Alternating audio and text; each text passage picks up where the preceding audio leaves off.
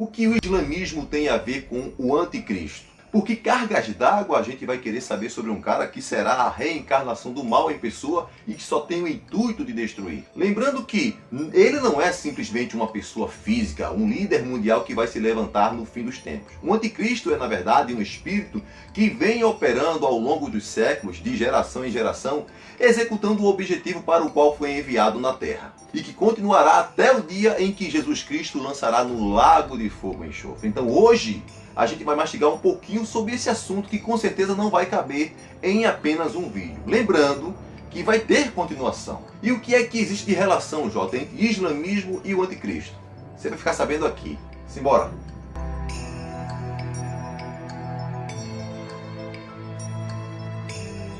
Parece impossível, mas o espírito desse infeliz está em atividade na Terra desde o início da civilização humana após a queda de Adão lá no Éden. Não podemos entrar na origem de alguém que tem grande papel na história da humanidade, mesmo que de forma negativa, em um vídeo de apenas 5 minutos.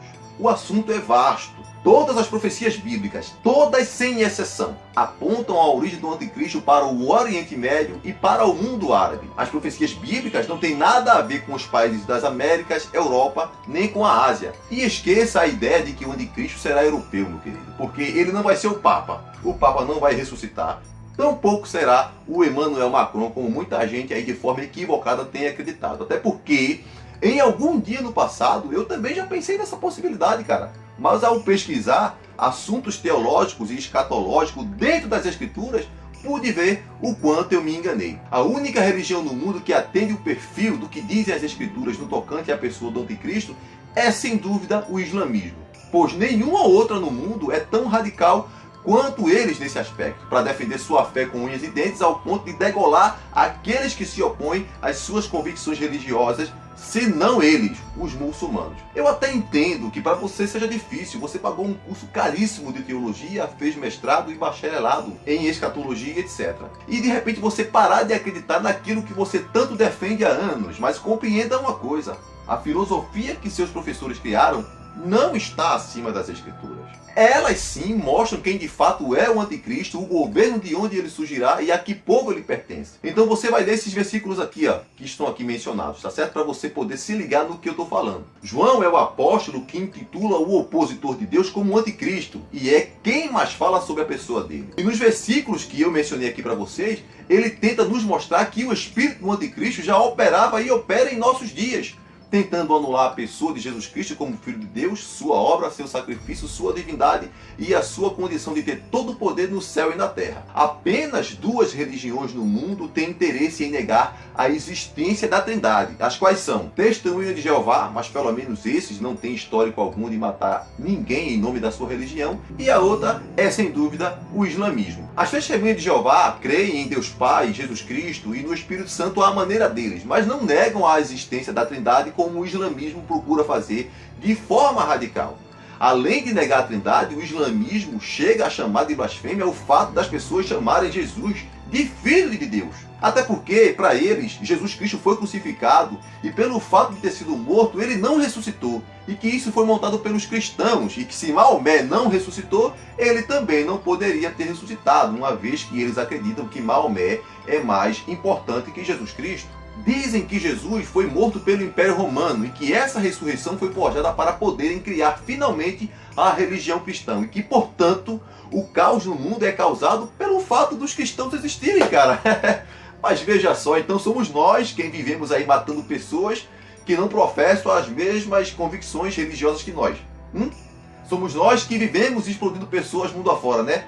Vai, tá certo. Os muçulmanos são tão carnais que não conseguem discernir as coisas espirituais das físicas, alegando que para Deus ter um filho ele precisaria deitar-se com uma mulher e que toda a trajetória espiritual referente ao nascimento de Jesus Cristo é para eles um insulto a Alá. Eles creem em Abraão como pai do seu ancestral Ismael, em Moisés, nos profetas e até mesmo na pessoa de Maria. Mas quando você pergunta sobre Jesus Cristo, meu amigo, o diálogo acaba e eles acreditam que sobre você deve ser executada as leis do Alcorão. Nesse caso, a morte. Pois essa deve ser a punição para os hereges e infiéis, salientando que para eles, os muçulmanos, qualquer pessoa que siga um credo que não seja o deles é considerado infiel. A Bíblia diz que o anticristo se levantará contra tudo que se chama Deus Estamos falando de divindade, não é de qualquer coisa. O governo do anticristo vai se levantar contra todas as religiões do mundo. Que outra religião do mundo é tão intolerante assim? No grego, o termo anticristo não é apenas contra Cristo, mas também em lugar de. Anti, contra, em lugar de. Cristo, ungido, Mashiach, contra o ungido, em lugar do ungido. Este espírito não está apenas focado em negar a pessoa de Jesus Cristo, mas também de usar características semelhantes ao do verdadeiro Cristo, para que dessa maneira ele possa ganhar a simpatia das pessoas, falando mansamente e dando uma de bonzinho. João foi o primeiro a nomeá-lo, mas as características dele já aparecem no livro de Daniel, no capítulo 7, versículo 9, e no capítulo 8, versículo 9 do mesmo livro. É só você dar uma conferida.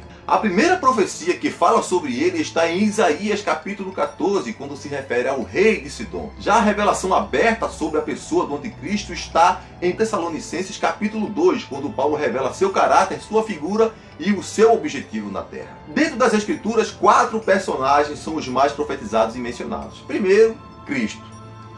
Isso é incontestável. Segundo, Abraão. Terceiro, Moisés. Adivinha quem é o quarto cara mais mencionado e profetizado? Cara, o anticristo. Esse cara é mais profetizado que Davi, Elias e Jacó, dá para acreditar? E essa prerrogativa não exalta a pessoa do anticristo, apenas nos abre o entendimento para que a gente possa estudar um pouquinho mais sobre alguém que deseja levar nossas almas para o inferno. No capítulo 7, versículo 19 e 20 do livro de Daniel, o profeta vê 3 animais que simbolizavam 3 reinos que já existiam.